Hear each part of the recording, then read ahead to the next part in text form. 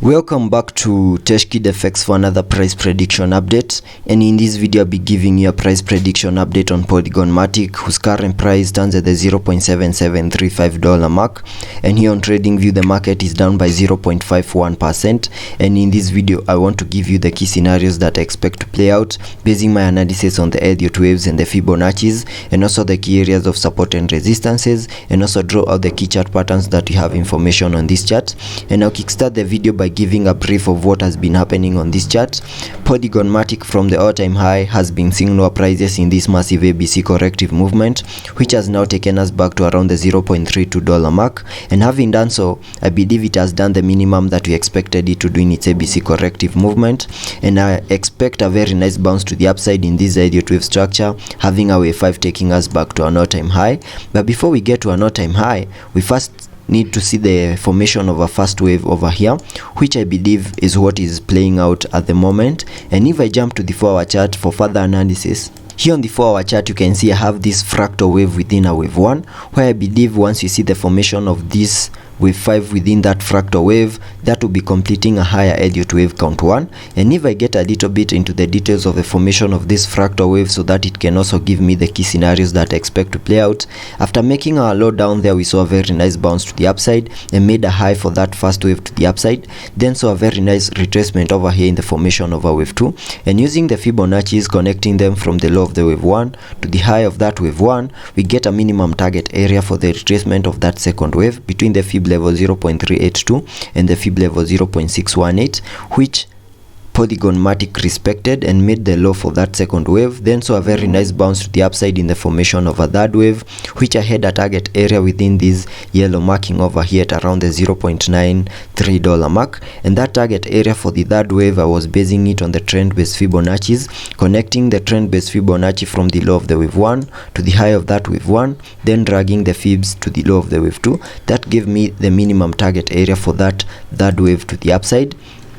And initially here on the charts, I had my wave 3 high as the high that we have at around the $1.02 mark, and this retracement over here, I was terming it as a retracement to the lower side in the formation of a wave 4. But the moment we managed to break above the key area of resistance at around the $0.95 mark and made a new high at around the $1.06 mark, that made me to change scenarios over here, having the new high as the high for that third wave like that. Then whatever we are seeing over here is the formation of a wave 4 to the lower side, and because a wave 4 is a retracement of the third wave, we can use the Fibonacci's to get a minimum target area for that fourth wave to the lower side, and I just need to connect the Fibs from the low of the wave 3 to the high of that wave 3, and that gives me a minimum retracement area for that fourth wave to the lower side between the Fib level 0.382 and the Fib level 0.618, and I can mark that target area here on the charts like that. And within this target area we also have key areas of support and resistances,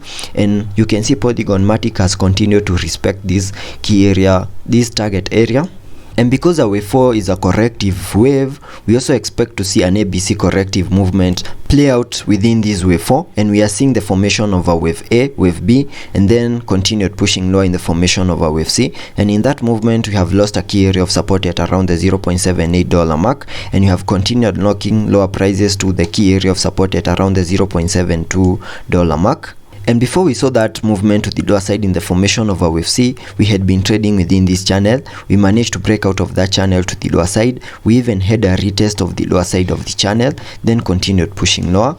And within these two areas of resistances and support, we have formed a channel which Polygon Matic has been trading within. And if I jump to the 1-hour chart so that we can see this better, you can see at some point we are trading at the lower side of the channel, then managed to push the price higher, and we went back to around the $0.78 mark, which is the upper part of the channel, and we are getting rejected because that is a key area of resistance, and we are seeing a bit of a retracement over here, and that is what is going to give me the key scenarios that I expect to play out here on the Polygon Matic chart. It's possible that we might continue seeing lower prices, get back to the lower side of the channel, maybe manage to break out of the channel to the lower side, maybe even have a retest of that key area of support and continue seeing lower prices and make a new low below the low that you have at around the $0.69 mark. And in case that happens, then we can say the low is in for that fourth wave to the lower side. In case we make a low below the $0.69 mark by going maybe back to around the $0.66 mark, which is the lower part of this target area that I have here for that retracement to the lower side in the formation of a wave 4. It's also possible that maybe the low is in and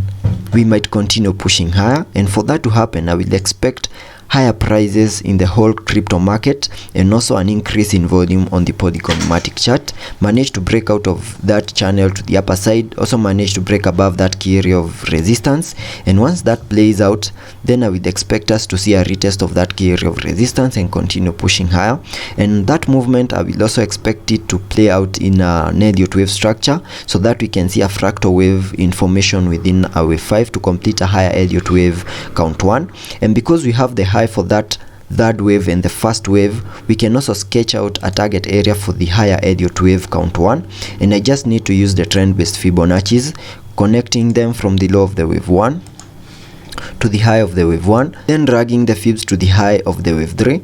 That gives me a minimum target area for that higher Elliot wave count 1 at the fib level 0.618, and that is at around the $1.2468 mark. So that is where I would expect that movement to the upper side in the formation of a wave 5 to end, so that we can complete that higher Elliot wave count 1. We also need to have invalidation points here on this chart, and the only way we can invalidate this Elliot wave structure is in case our wave 4 over here retraces back to around the $0.62 mark, which is the high for that higher Elliot wave count 1 over here. In case that happens, then that will be invalidating my Elliot wave structure, because it will be breaking the guidelines of the Elliot waves. And also taking a look at the indicators